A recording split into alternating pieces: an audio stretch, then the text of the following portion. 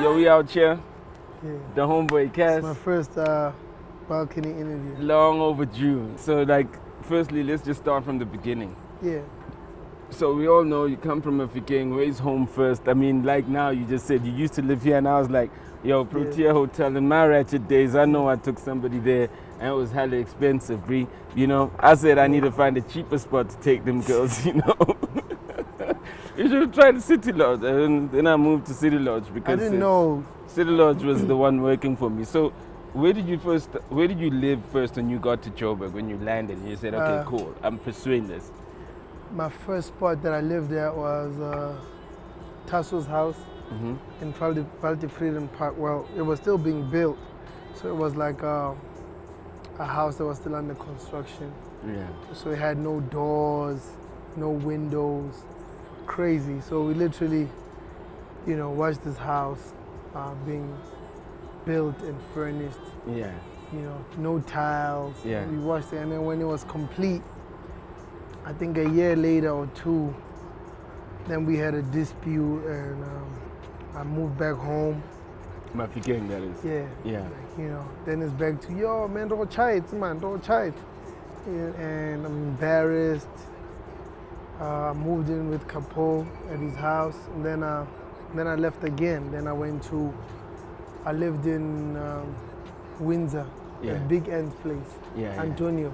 And with the hand. Yeah. Yeah. That was one of the guys who really put me on. Yeah. Because I used to wear, I'm a cool kid a lot, you know what I'm saying? So I lived at his house for a while.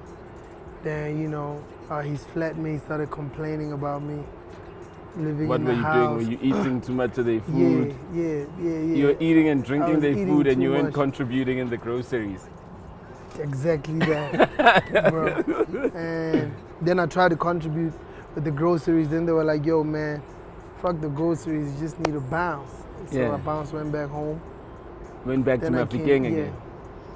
Then I lived, one of my friends that I grew up with told me, yo, he had a 2-bedroom flat. He's never home. You know, I could literally take the other room and pay 2.5. Then I did that. Then, you know, sometimes I'd be late with the payment and the attitude would change. Yeah. And, you know. So his attitude would change when you're late with the payment. Yeah. It would be funny. He'd send me SMSs. So anyway, I moved to another homie's place.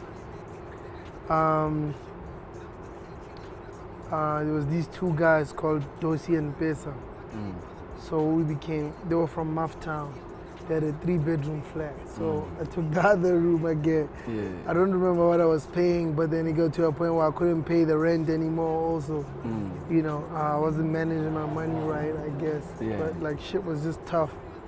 And then I got evicted, and one of my friends, Nisi, had a 2-bedroom flat in Rosebank, and she lived alone. Yeah.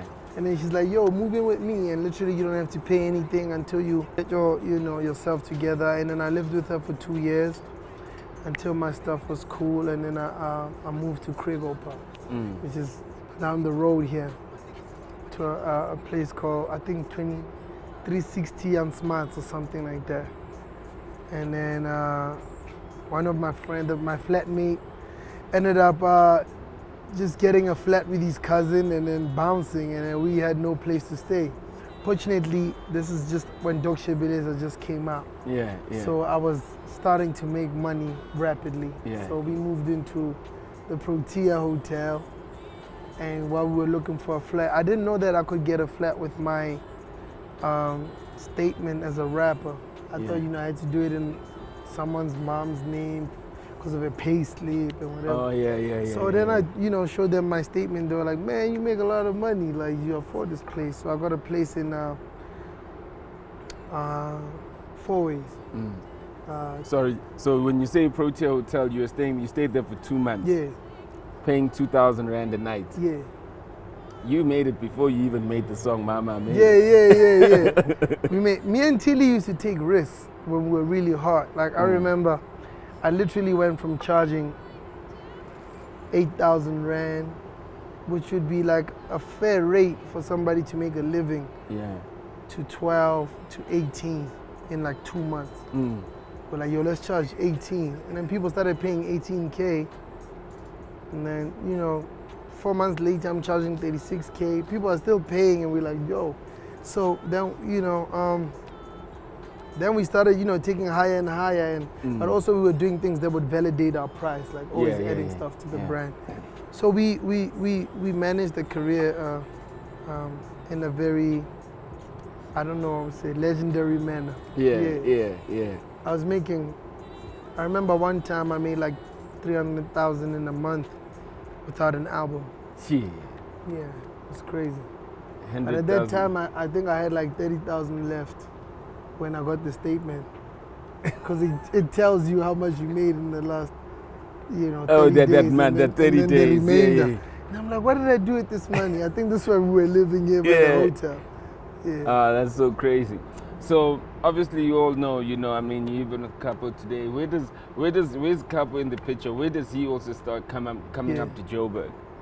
Cassper came up when I was still with Nisi. I'm about to get my own place. And he used to call me like, man, you know, I'm depressed, I'm in the hood, you know, nothing's coming together, you know. And what people don't know is when I was really, really broke, like living with Tasso, Cassper would send me like $100 or $200 now and then, you know what I'm saying? Say, yo, man, make a plan. Before the wallet. Yeah. Before what is it called, that wallet? The e-wallet. The e-wallet. Yeah, he used to send me money from ShopRite. And you know, so that's why like Cassper is still my nigga till today. Yeah. Cause you know, he used to take care of me when I was, you know, nobody. So Cassper moved when we're here now in Rosebank. I'm about to get my own place. He's telling me how he's depressed, and I know like how depressing the hood can be. So I'm like, yo, move up here. I don't think Nisi will have a problem, and I'm not gonna be here for long. So he comes up here. Funny story. The first day this guy comes up here, we go to a party in LX, right? And this is my first time partying with Cassper in Joburg. Yeah. And I have a manager, T. Lee. T. Lee's meeting Cassper for the first time. Yeah. And T. Lee all this time, he's like, man, you can't be this young and this responsible, you know? Yeah. So when he's meeting Cassper, he's like, this guy's gonna be a great judge, you know, of my character. Because I haven't broken it thus far. Yeah. So we go to LX with Cassper. Cassper is the first time he sees a guy buying a bottle in a club or a spot. Like we were in LX, so it's like a pub. I think the Sky bottle was like $300 or something. Yeah. We buy that, and Cassper is like, man, we have a whole bottle to ourselves. Yeah. So this homie starts going in, bro. Like literally he's decorating the vodka. He's not putting a little bit and a lot of juice. He's putting a lot of vodka. And just decorating, changing the color. So this guy is smashed out of his mind, bro. Now he's like literally macking on girls in LX. We're like, bro, what is this Cassper? This Cassper. Yeah. This is the first night we go out with this guy. I'm like, bro, do you want to die, bro? Like, you don't know who you're talking to. You know, there could be some gangster's girl. Yeah. So he starts telling me, like, yo, man, let me have fun.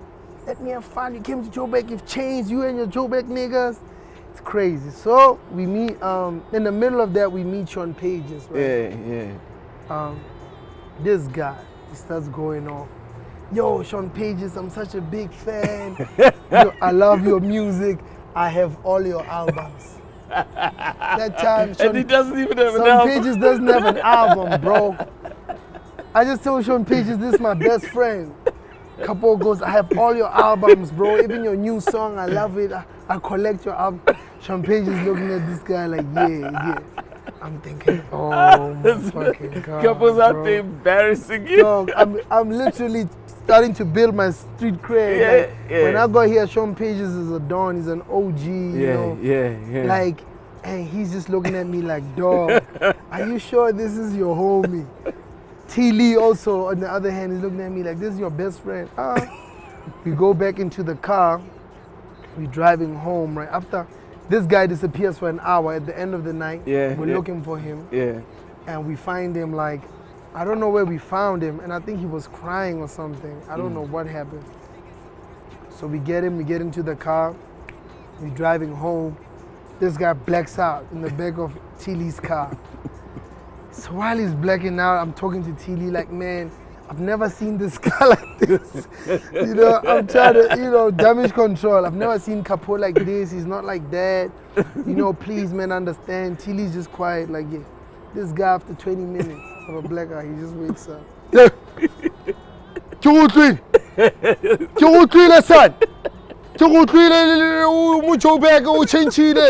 Yeah. I'm just back to a blackout. Capo's first night in Johannesburg was the craziest thing. Oh, shit. And then, Tilly ended up saying, yo, this is your friend, he's like that. Yeah. Funny thing is, Tilly was also telling me about his best friend. Yeah. He was describing, when he was talking about this guy, I'm like, bruh, you describing my best friend. This is the same guy I grew up with. Yeah. So Tilly's best friend is exactly like Capo, just older. And then they met, the day they met, these guys disappeared immediately together. But anyway, I could go on and on about Capo. So Capo came when I was living with Nisi. We get back to the house. First night, right? Yeah. You living with someone, you came with someone else. Yeah. This guy is drunk. He trips. He almost falls onto the plasma TV. Oh, gosh. My guy. Anyway, I catch the plasma. I catch this dude. This guy goes off at me for catching him. He says I'm slapping him because I touched his face. And I'm like, yo, bro, you know what? Go and sleep. We'll talk tomorrow. We get to the bed. We're sharing a bed. It wasn't even a bed. It was a mattress that my mom gave me. So everywhere I go, I travel with this mattress. Yeah. Because I didn't have a bed. Yeah. So I'm like, bro, whatever you do, because I've always respected myself, right? Yeah. I'm like, whatever you do, please don't vomit in my bed. Yeah. Right? Yeah. This guy's like, why would I fucking vomit in your bed, bro? Cool. He turns around. I kid you not. 3 seconds. 3. Yeah. Capo woke up. It's dark. I can hear that this guy is definitely puking. Yeah. He's. I just hear him say, I fucked up. I fucked up. I'm sorry. I fucked up. There's nothing I can do. I fucked up.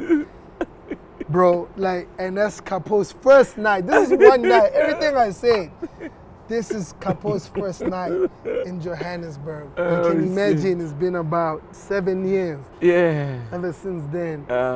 Shit. So that's when Capo came to Johannesburg, and then, we started traveling with him and looking at his strengths, and he's a very funny guy. Yeah. People like that. I never saw him as funny, but everybody else did. Yeah.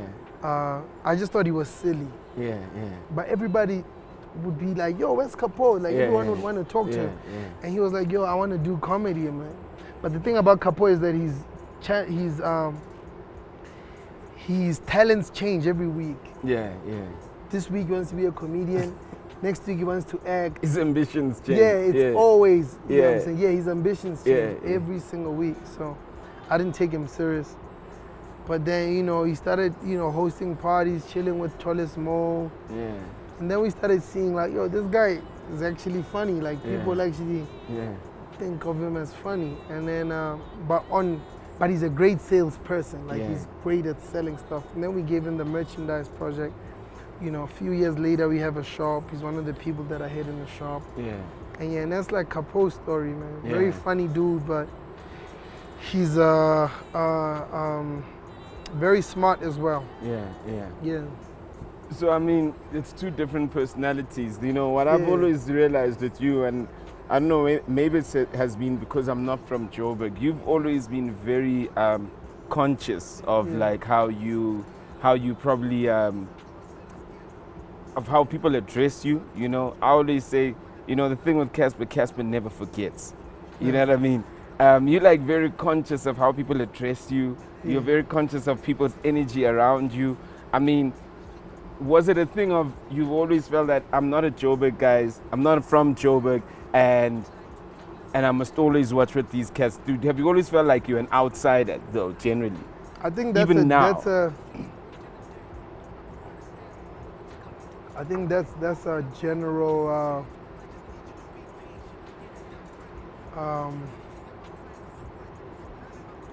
I think it's a general like Muff Town state of mind. You know, like the first day you come to Johannesburg, you know you don't belong here. Yeah. You know the stories, you know the type of people you're going to.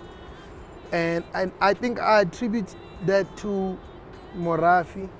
They had a song called Josie City Lights. Oh yeah, yeah. And till today, I think that there's never been a song that explained Johannesburg and what it does to small town kids like that song. You know, Except it says Cassper, Bana ba ko obviously. gae, ba fatla ke dip- everybody, man. Ba fatla ke dipone, and I don't know why ba sa tswe mo go tsone. It's like people come to Johannesburg looking for gold. Some find it, some don't. Those who find it change and become Joburgers and go back home on some, yo, I'm from Joburg. Check me out. Yeah, yeah. Some get consumed by Joburg and then end up forgetting why they're here and then never come back home or come back home as a failure, right? So everybody expects you to go back home as a failure. So hearing that song before coming here, you already know what you're going to, what you're gonna be faced with, what you're gonna be challenged with, and what to expect. So I already came here like, yo, I don't belong here. These guys will never like or respect me because I rap in Vernac, I'm from a small town, I don't relate to these guys. One, it's either I suck up to them and I become their little boy forever, or I literally snatch the whole game and become the king like I did, and now they all can't say anything to me. But they'll never like me. Yeah. They'll never respect me. Yeah, You know yeah. what I'm saying? They'll respect you, but they'll never like you. They will never respect me because you don't understand how deep it is. Like these Joburg dudes literally think they're the shit. Like they genuinely, I used to think that it's like, yo, but deep down in their heart, or maybe behind closed doors, they'll discuss it and say, but yo, Cassper fucked shit up. But I've come to realize that it's actually not like that, and it's cool. Like they actually think I'm a fluke still, and they'll always think that. They'll always think that this is, you know, Casper's downfall. They're always, you know, and you just have to be cool with that so that you don't pay it no mind and you just carry on doing what you're doing, because the bigger picture is the people that you're inspiring and the people that actually like you and the people that support you. Because if you are consumed by this Joburg thing, one, it's either you're gonna want to be like them and change, and people are gonna see that in you. It almost happened to me, where I almost turned into a villain myself. You know, I was like, yo, I'm richer than you niggas, I'm bigger than you niggas ain't shit. I was doing what they do, you know what I'm saying? And it created a disconnect between me and my fans. But fortunate enough, I realized that before it was too late, and I was like, fuck, I'm not this nigga. You know, I'm actually a people's person. I like everybody. Yeah. I like being liked. Yeah, yeah. And that's my character. And then I went back to that, and I just kept quiet and kept it moving. So yeah, it's a conscious decision that I made and that a lot of guys made that are from small towns like me. You know what I'm saying? Even the Soweto niggas are like that as well. I think they look at, even though they're from Gauteng, Johannesburg, but the Soweto niggas will tell you the same thing, that when they're in the north or when they're in, you know, the burbs, they just like, well, the north in particular, they just like, man, we know what y'all about. We out here trying to get ours. We make more money than y'all anyway, and they do their thing and they go back. You know what I'm saying? So That's crazy. That's crazy. I mean, but I guess, you know, I mean, there's, I always say that you can differentiate people from where they come from. True. There are people who come from nothing, people who come from, who really come from nothing, people who literally like grew up and there was something. So they have a delusion that the comfort that their parents gave them is the comfort they've created for themselves. And the stepping stone the parents they gave them is the stepping stone they gave themselves. So they carry themselves like that. Yeah. And you go, well, I'm here. I tried 3 times. Well, my 3rd time I popped, and my parents are back home. The only thing my mother gave me is a sleeper. Yeah. Do you know what I mean? A mattress to sleep. You know what I mean? So. Mattress. A mattress. Matras. Yeah. So you look at those things. You know, it's always that mindset. So some kids, I call it there's a delusion of success. And so you can't literally like fight that situation and go, yeah, you know, I mean, it's just delusion, you know what I mean? And what you doing though, it's tangible. My thing is, that's like you saying, you can't fight it.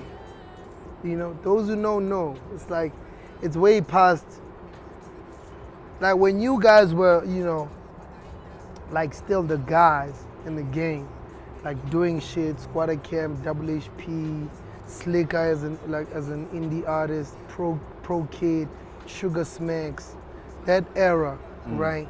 Then you had these new niggas from the burbs who came in the game, and they looked like this.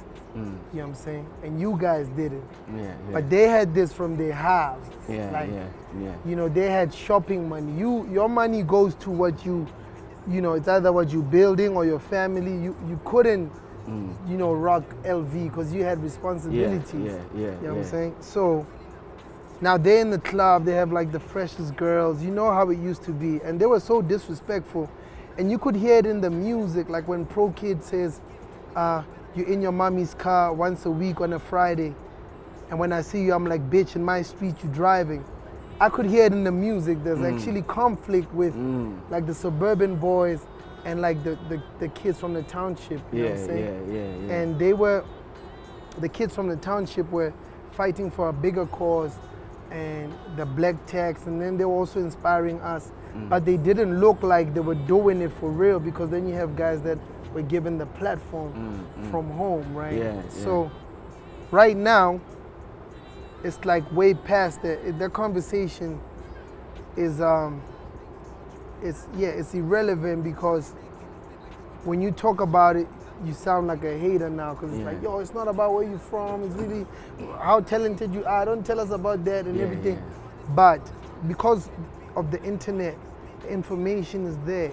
Whoever who cares will go read about it. You know, if me and whoever is the same thing, whoever who looks like they're as successful as I am, or whoever who looks like they're doing better than me, they know that you could go to the internet and read if it's the same thing, and you will decide. So we can't talk about that like, you know, I choose not to be one of the people who talk about that, because I've realized that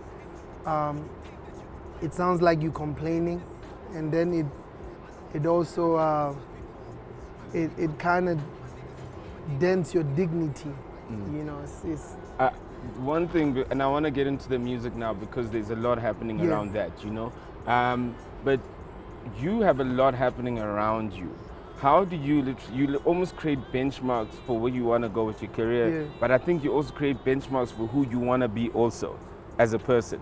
You know, like you said, you were caught up in this industry, lost in the industry, and you felt like, damn, that's not who I am. Like now you're saying that there's certain things you don't want to address or you don't want to talk about. I think you create a benchmark of who you want to be. True. Is that real? Yeah. How Every year you see me growing, man. You saw me grow from one of the most legendary interviews we did was on the staircase with your iPhone. I said, yo, I'm gonna win all 4 awards tonight. Then I'm gonna have this song called Dokshe Beleza. It's gonna be the biggest hip hop song. That's one of the most legendary interviews we did. And I did that. I won 4 awards that night. Dokshe Beleza became my biggest song, right? And it became the biggest song of the year period in the country, right? So I went from that to me saying, hey, Slikour, I'm the only one who won. I'm the only guy who sold gold in this building. You know what I'm saying? At the Hip Hop Awards again. To, you know what I'm saying? Fuck these niggas. And then I went to, hey, Slick, man, I'm just trying to do my thing, man. Like, I'm not trying to talk to anybody. You know, this is like me, like, late last year. Yeah. And then this is me now, where it's like, okay, I can still talk my shit, you know, but I know how to now. I know not to mention people's names. I know, you know what I'm saying? I've grown. So I do set a benchmark of like the person I want to become, how I want my brand to be perceived, you know, what people should take from me. Thank you, bro. So every year I'm like, okay, we're doing this right. What can we improve? And last year I sat and I looked at my career as a whole and what people were saying about me and the perception. And I realized that the airplay perception created, the airplay situation created a perception that Cassper's music wasn't hot anymore. He was a businessman. He was smart. He was innovative. But people were like, Cassper's not a rapper anymore. You know what I'm saying? So I was like, okay, I need to go back to the studio, sit. I need to stop talking. I need to stop tweeting about how I feel. And I need to put it in the music. You know what I'm saying? Just to remind people like, yo, I'm still the best at this. Like the music, even when I'm not rapping, I still haven't heard anybody who can do it like me. I still haven't heard anybody who can drop an album that's going to shift the landscape of music and how people view music like me. So I had to do that, you know? And then I wanted people to look at me in a certain kind of way. And I did the music thing. Then I said, okay, fine. But now, how are we going to tackle the, you know, being compared to him and him and him and whatever? Then I realized that, wait, the more I say people's names, the more people think that these people are on my level, right? Like if I respond to whoever's like, yo, that song is trash, I'm saying to my crowd or to everybody that this guy is worth your time because I replied to him. You know what I'm saying? Then I stopped that. You've never seen me say anything about it. If it's a sub, it's a sub, you'll catch it, whatever. But I don't do that anymore. So yes, there's a benchmark. I'll be like, yo, okay, I'm here. I want to go here. How do I, you know, how do I get there? Okay, I need to change this and that. I need to cut this and that. You know, I need to get in the gym. I need to, you know. And for me, that's the thing though, you know, one thing about you is that you maybe get a lot of people that you speak to, a lot of messages, but you pick up what you need, you know. And I remember I once said to you, but why you care about radio? You know, you making yourself look like, you know? But I said it and I left it, like I said, with a lot of, like how I speak with a lot of people. But you pick up what you pick up, and you take what you take. But you like, but then it's one thing to take it, but you have to have an ego to literally go, no, but I am still the biggest. Why? Where does that discipline come with you to go, this is how they view me, but this is how I want to be viewed? Because all of us, it's a human thing. Everybody believes what a crowd says about them. It's true. And this album for me, I was like, your third album, you broke away from the clutter, which I think is your best album, to be quite honest with you. It's the most consistent album. I think you broke away from the clutter, where the third album should be your worst album. You know what I mean? That for me shows a lot of discipline. And don't you wake up sometimes and just go, I don't feel like doing this shit? The music? Just like, you know, I know, this is who I know who I am. You know, like, I know who I am, but I can't always there's try days, it, there you know what I are mean? days, it's tough. Like, I'm a happy soul, so 90% of the time, you're gonna see me happy.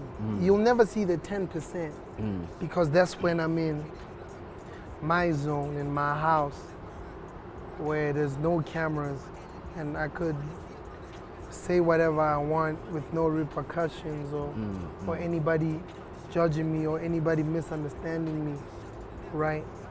So I have those moments, man, but I've realized that the crowd doesn't care about those moments. So even when you voice them, even if you try and go, even if you try and inform people, they actually don't care. If they do, they'll care for 2 minutes. Man, someone else is gonna trend, and then they'll move on to that. But you still feel the same way because it won't change the, you know, the perception or what, you know. So, like for an example, right? Like when I saw the BET nominations, I was like, the fuck?